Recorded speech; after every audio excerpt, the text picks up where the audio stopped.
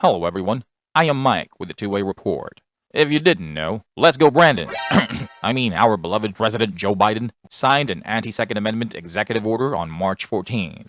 It's a pretty long executive order, which shouldn't come as a surprise. And if you don't have anything better to do, you can feel free to waste half an hour of your life and read through the damn thing. I'll share the link in the description below in case you want to do that. But if you'd rather have someone read through it for you and interpret all the legal mumbo-jumbo, stick around, grab your favorite beverage, and join me as I get into it. So, let's skip to Section 3, which is where the meat of that executive order is. Section 3. Additional agency actions to reduce gun violence. A. The Attorney General shall develop and implement a plan to 1.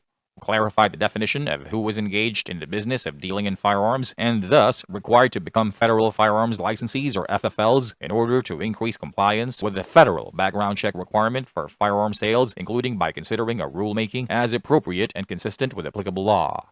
So, before this executive order was signed, if I sell a gun to another licensed gun owner in Virginia, and we both have active licenses and have passed background checks, it is completely legal and permissible.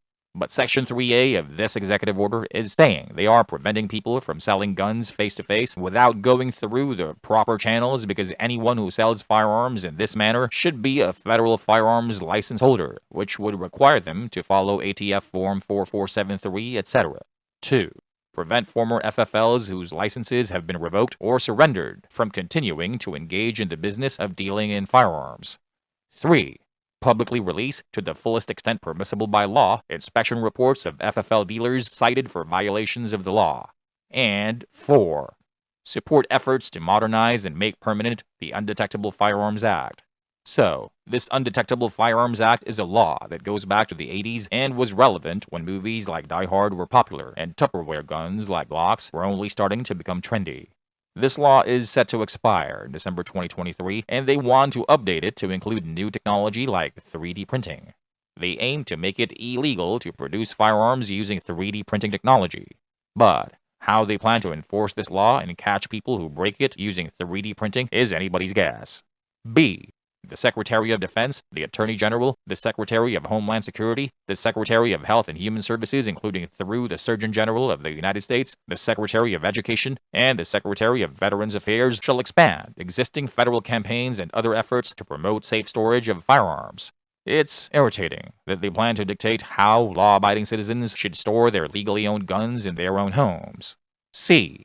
The Secretary of Defense, the Attorney General, the Secretary of Homeland Security, the Secretary of Health and Human Services, including through the Surgeon General of the United States, and the Secretary of Education shall undertake efforts to encourage effective use of extreme risk protection orders or, quote, red flag laws, partnering with law enforcement, healthcare providers, educators, and other community leaders.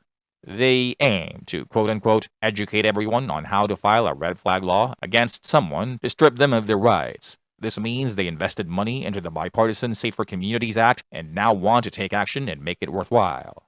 D.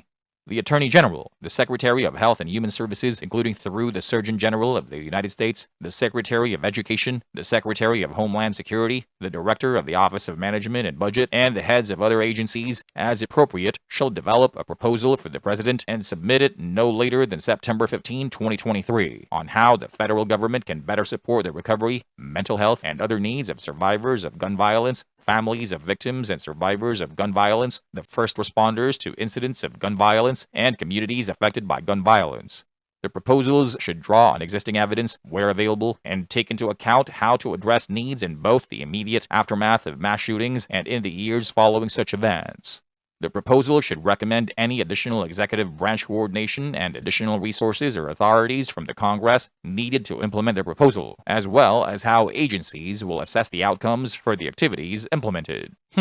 They want the federal government to intervene after an incident and cover all the costs, including counseling. They also want to support those who are no longer able to provide for themselves or have their businesses shut down.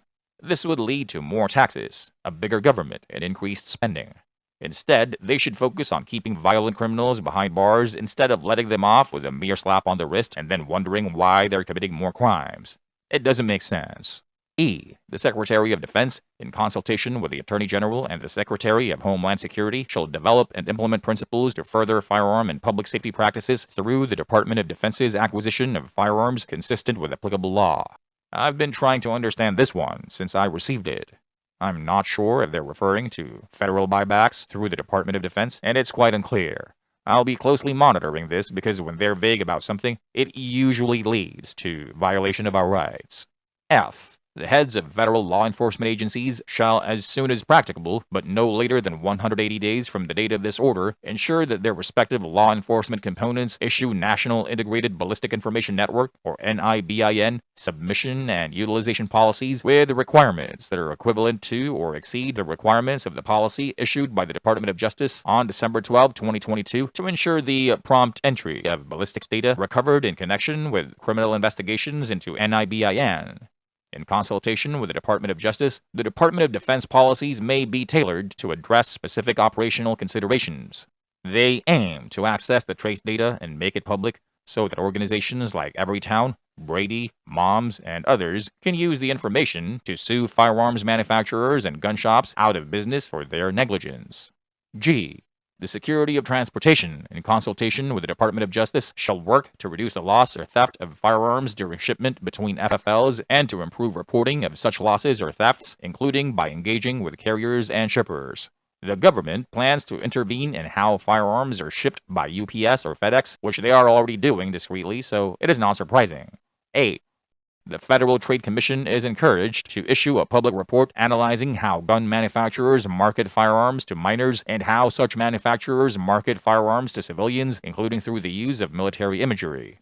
The way firearms are portrayed in video games, posters, and comic books is now critical. This is how the Protection of Lawful Commerce and Arms Act, or PLCAA, was defeated, using a loophole in the Bushmaster case, where they sued the company out of existence in Connecticut.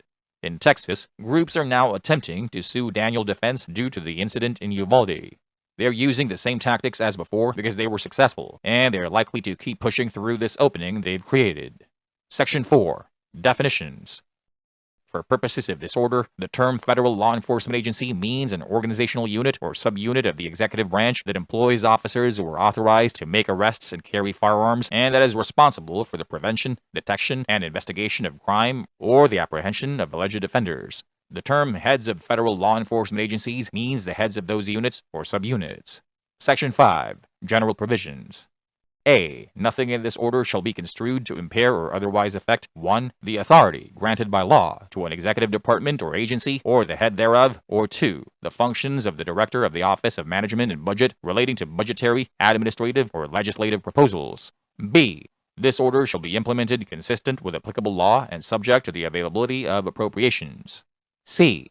This order is not intended to, and does not, create any right or benefit, substantive or procedural, enforceable at law or in equity, by any party against the United States, its departments, agencies, or entities, its officers, employees, or agents, or any other person. And that's the end of the executive order. Admittedly, there's so much more to discuss about this executive order, but we can't fit them all in this video. For one, the Attorney General of Montana, Austin Knudsen, is prepping a lawsuit against the Biden administration over this executive order. If you want more updates, comment down below. Please click on the like, share, and subscribe buttons. Thanks, and have a good one.